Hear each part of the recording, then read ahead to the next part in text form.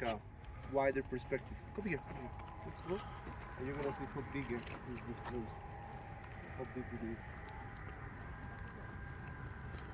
Brook llamas.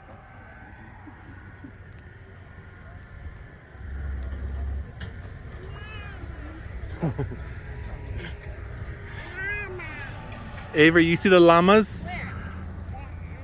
Over there. You guys can go over there and play with the llamas. I know. That's nuts. Amazing how it clouds up, how it gets so much more cooler. It's very That was comfortable. great.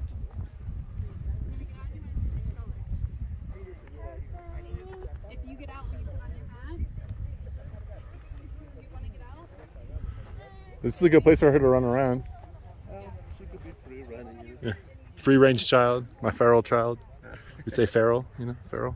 Okay, look at how big is this place. Welcome to Sacsayhuaman. Sacsayhuaman. Yes, can you believe that we have here just 20 or 30% of the original place? Just the basement. Because the walls were originally from the basement like a 12 to 18 feet more taller. It was quite impressed. If now it's impressed, imagine when the Spanish came here and they saw this place. That's why they call this place as a fortress.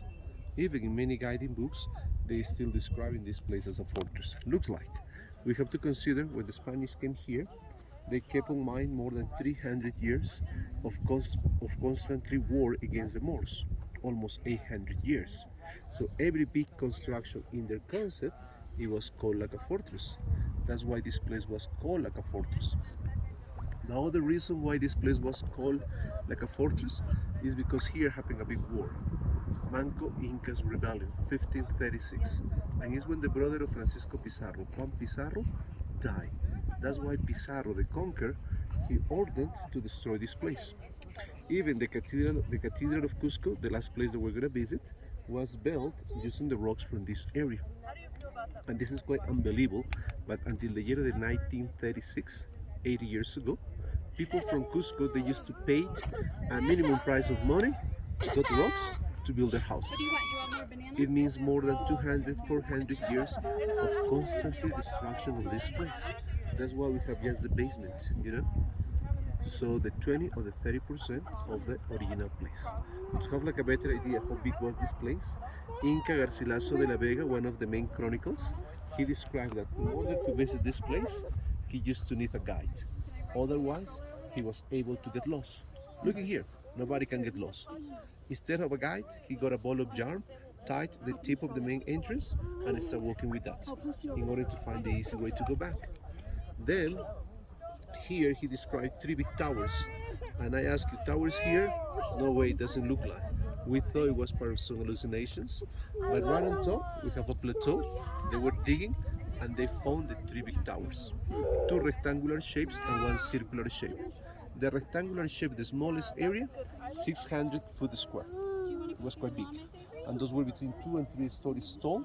Those were places where they used to store grains, clothes, weapons. And the circular shape, it was a big water reservoir. So in case of any emergency, earthquakes, flood, drought periods, they have the enough supply up here to provide to the population down below. So wait, so each tower you said was 600 square meters? The smallest, Smallest, foot square. 600. So It's like a 62 meters square. 62. Meters square. I'm sorry. I'm trying to. What's the dimension of the 62 meters by each 6? leg.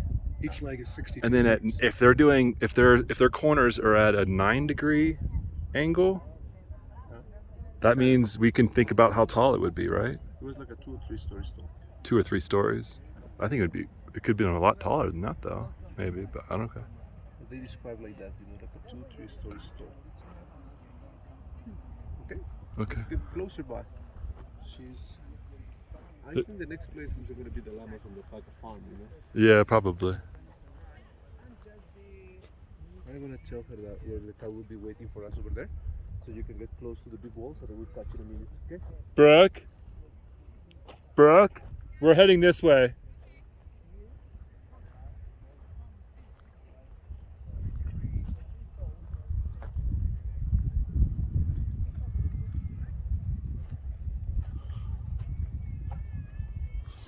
So this wouldn't these walls aren't for terraces though. There Are are some retaining terraces, you know. okay. But the other side where the eucalyptus trees are, all those places were farming terraces.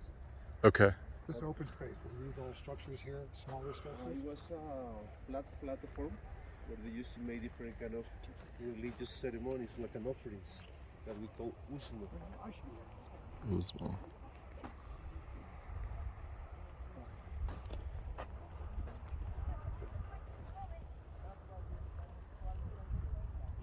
These rounded corners, these are very fascinating. Let's go right in the middle to have like a nice Okay. perspective.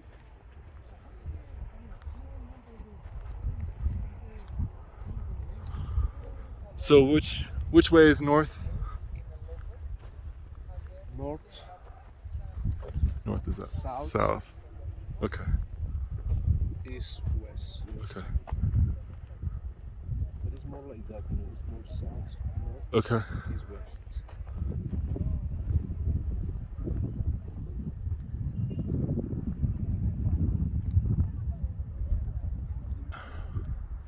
You see those? Yeah. I want to ask Jonathan's opinion on how these were placed. They must have been carved like just above them. Like Jonathan, at some point, oh, I'm sorry. No, I was checking, you know, the was south, north. It's more like south, north. so this west. is south. So,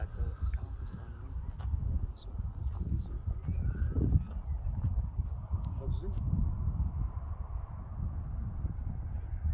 So, Oh, I'm sorry. this is the compass. You know? Let's see how similar.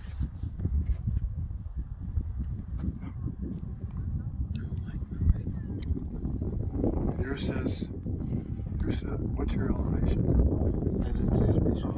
It says 11,730. 750. So east rises up. That's west. That's west. That's That's east. Okay. 11,751 plus. So the sun sets though, kind of in that saddle right there. Sometimes the sun kind of sets in that. The sun would set in that saddle. Yeah.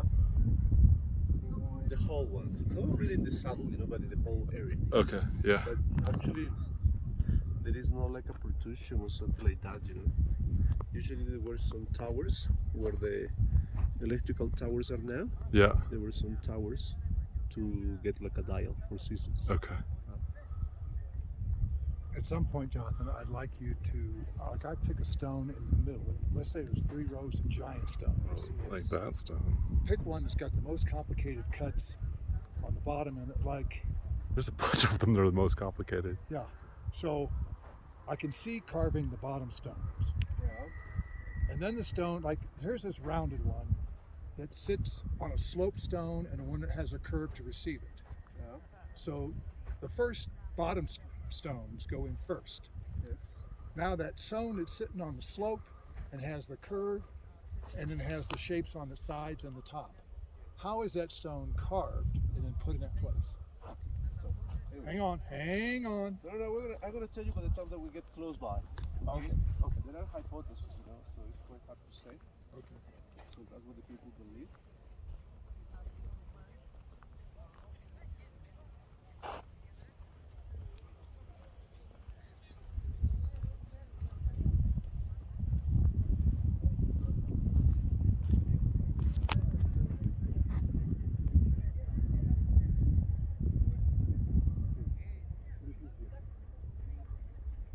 We're gonna have like a better perspective how big the place it is. This place, it was not a fortress. This place was a temple. How do we know that?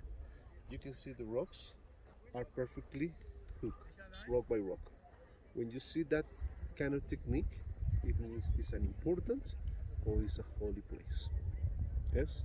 So then, look at that we have 3 levels. All the time that you find 3 levels is related with the Incas religion because it represents the 3 spiritual words that the Incas had and the Incas trilogy: condor, puma, and snake. And the zigzagging shape represents one of the main gods that the Incas had, Illapa. Who is Illapa? The thunder, the lightning, and the thunderbolt. It means this was one of the main places or one of the main temples that the Incas had. We have to consider that the Incas, they divide the city in two parts. The cities from the lower parts and the cities from the upper part.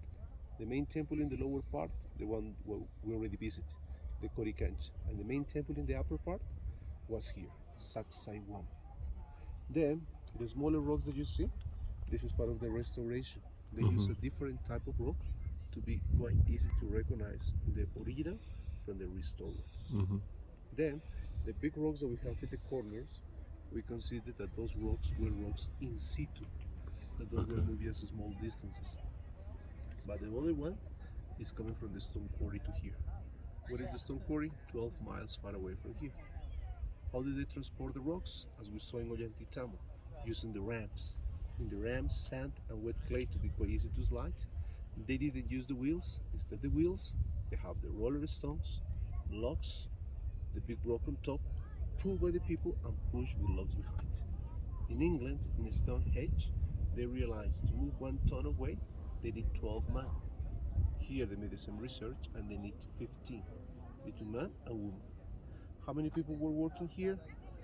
20,000 people working at the same time, and took 77 years to be built, based on the chronicle Felipe Huamapola.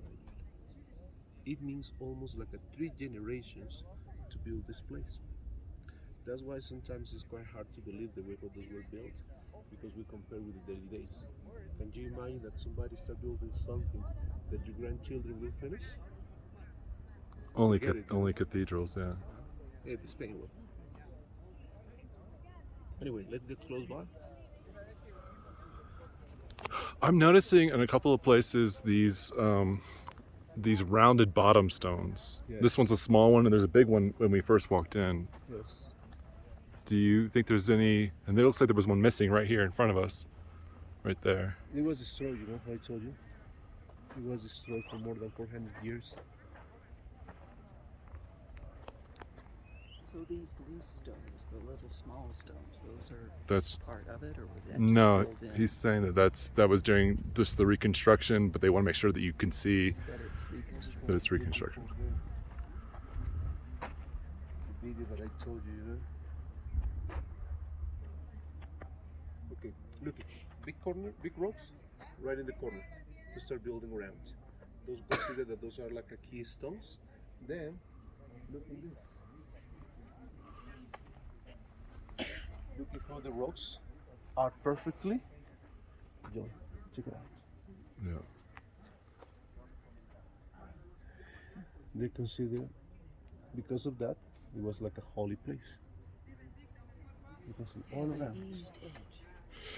It's interesting that they kept the scale from the smaller stones we saw the last wall, as far as how much the stone reliefs out. These are bigger stones; they relief out a lot more. Look at this tricky shape, you know. Did you call it a tricky shape? There's even up there. There's like a rounded. Well, this one has 2 indentations, it looks like, or more. There's 4 indentations on that stone. What do you call? Indentation. He's saying these like 4 holes. Indentation, what is that? There's a divot, the scoop, the Ah, bowl. yeah, scoop. They consider it was part of the ones that they used, part of the roller stones, the erosion that it makes, and those were the ones that those were using in order to lift, to pull the rock as well, you know, to transport. And You're just gonna like the find holes on the all bottom, around. those serve some sort of maneuvering. Looking all around. Yeah. So that's part of the process to move Yes. them in and out of To place. pull it, you know, to pull it, to push it. So looking at this stone, the stones on the bottom are already in place. How is the stone above put in there and matched? How do you get a stone that's Okay. 3 feet They thick? consider that the rocks were carved 60-70% made in the stone quarry. Then those were brought here. They finished the 30-40% left. So each of Okay. these stones is like a puzzle part. This isn't a random thing where they just grab a stone and then try to work with it. Looking that one over there, it looks like a corch. Looking that one in the corner over there, you know, quite geometrical shapes. So imagine we carved 60-70% of the rock. We brought it here. We finished the other 30-40% left. We use the ramp all the way around to believe we put it in the place and doesn't fit. And then you use these scoops to push the stone back up, and you kind of shave it in place and drop it It's back quite down. hard, it's quite heavy, you know. It's kind of heavy. Yeah. What do you do if it doesn't fit? Water and sand, and just kind of jiggle it back and forth until it fits. I sacrifice the stonemason, you know. But I have Because a the question. Incas, Did they purposely do that knowing they wanted to put a stone that would... the It's like they had a it's- pattern. the strongest No hypothesis pattern. that we have is from those kind of tricky shapes, they cover with clay in the morning, at noon dry, they took it out, they Created a cover the template. outside surface again, and in the afternoon they have the perfect mold and they start chiseling, and just in place they fix the small details. It means they use molds, but no molds for massive production. They use molds for specific pieces of rock. So you said that they did 60% of the carving at the quarry. That means they almost had a map or a drawing of the pattern. Yeah, but here inside, These aren't random. These are the curves. specific. We have some of the curves, and of course there were some rocks that they were more tricky than others, you know. But mainly that's what they consider, you know, 60-70% carved, and they finish the other part here. But when you say the first layer, I mean the first level, and then the second, so they had conceived a pattern. No. They had a pattern. They had drawn a pattern Pattern. with dimensions and everything. I guess. They use body proportions, I mean, as a way of measuring, you know. Because over here, like there's a little small roundness that Yeah. receives that second stone, and then here you have a larger. It's like this empty space right on the top, you know. You can see how it looks inside as well. Yeah. It's quite polished. Yeah. It's not as nicer as the one that we saw before. Of course, they were humans, and those were quite, easy to be polished. These ones, you know, they try to do their best. If I were carving this wall, I'd start with one stone, lay it in, and have it shaped. And then the next stone, using your technique, I'd create a mold of what has already been carved, and lay a stone I found that I liked its shape in that place after I've carved that shape. And then I would make a mold on the next side. I'd carve its shape on the next side, make a mold, and then I would use stones that I liked, and then adapt each stone. The next stone would have one or two faces that you'd carve and drop in place, and the rest you would shape a shape. Like I would lay that stone in based and only have the bottom. Maybe I would have even carved that side there. I don't know, but I would have made them based on what you're saying. I would have made a mold of that one side for the next stone and carved that. And found a stone. Oh, I want a big stone on the end, and I would have carved. The mold technique. I would have made the shapes off of these two stones. Would have led me to now carve the face of that stone. Then I would carve the round shape of that stone and go around to the corner and create a shape. But then Somehow or another, I'm trying to weave Jonathan's theories with how I, as a stone carver, where that first level The stones get bigger as you go down this way. Look at these inside corner single piece stones. They curve. And they curve. Because I was thinking you'd probably set these cornerstones first and then build I'm build using in. that stone in the middle there as the curved bottom. Yeah. If you carve the two stones at the bottom, you get the edge between them, you get them together. You got the shape that you've created now on those two stones. Based on Johnson's theory, you'd lay mud and straw in that trough, and you'd get a mold of a shape. And you'd have a happy stone that you liked, that's the stone above, and you would carve its bottom shape, lift it in place, And then start carving and in you'd carve place. that angled shape on the Yeah. left. And then later, when it was time to put in that giant stone that's got the crack, the ravine and going up diagonally, you would carve its shape to receive. I guess you would do this, that angled side and the base. Those would be molds that you would make You carve those two parts of this giant stone laying on the ground. Then you would lay it in place. Now the part at the top that receives that last stone, the curved part right there, that you would then carve this big stone that's already got its forms and shapes of the two other stones around it on the bottom. You would carve your happy shape, the curve that notches in, because that's going to lock the stone you're going to put in later into that place. You would carve that shape, and you would carve the top now of the stone you already put in place. You'd make the mold that Jonathan was talking about on the big stone and that stone. The stone above it that's laying on the ground flat, where the face we have is facing up, is laying on the ground. You would lay the template down, start to carve these shapes, and get it real close. Then you would lift that, get that stone in place, and you would carve the next shape, make a mold. I don't know, I'm trying to put it all together. Did you see this one, the corner? That's one piece. Yeah, I like that. That's a beautiful idea.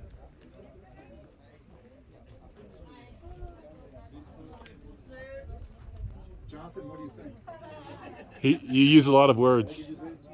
What did you say? I talk too much. Over and out. I'm just blown away by the fact of the inside around it. These stones, Jonathan, Dave gave me some great ideas because I can't visualize each stone being fully 60% all in its shapes cut. I can't believe that stone is on the ground, this stone's on the ground, that's cut close to the shape, this is cut close to the shape, and then I don't get it. You know, even here they found some kind of shapes in the rocks, so that make us say that they have like a previous preconception how it was supposed to look like. So when you were asking me the word drawings or something like that, there is a theory that it says that they make some kind of drawings. In some areas it makes sense. Like Machu Picchu, for example, they consider it as like a handle shape, and you see from the top, you know?